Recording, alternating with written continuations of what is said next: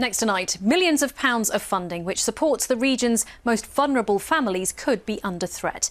That's according to the Children's Society, which says plans to review the so-called Local Welfare Assistance Scheme is a cut too far. Now, this year, councils in our region will receive nearly £7 million from this fund. The money is then used to help people facing financial difficulty. And as you can see here, Hertfordshire gets the most at £1.7 million. However, at the other end of the scale is Central Bedfordshire, which will receive £355,000.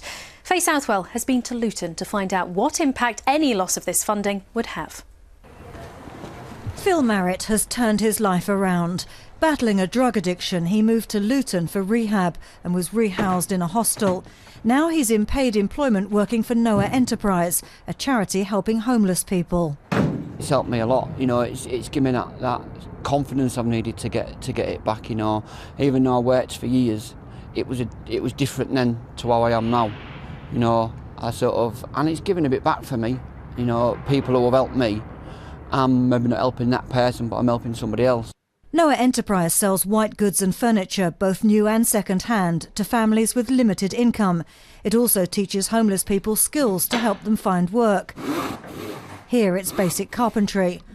Last year across the region, local welfare assistance schemes helped over 100,000 families with food banks and projects like this. They're opposed to funding cuts. It's the wrong thing to do, very much the wrong thing to do. For the sake of saving money on this scheme, there will be knock-on effects and impact on homelessness because people won't be able to set up home. That will have a consequence for health. It will have a consequence on benefits. So instead of making a contribution to the community, there's a draw from the community. The government insists the current centralised grant system is poorly targeted. It says it's giving councils more control because they understand best their local area's needs. Local councils do know what's needed in their local areas, and 3/4 of them, when they were surveyed about this, said they would have to cut back on providing this service if the government wouldn't provide them with the money. They can't do it without the funding. The government says it's now consulting before any final decision is made. Faye Southwell, BBC Look East, Luton.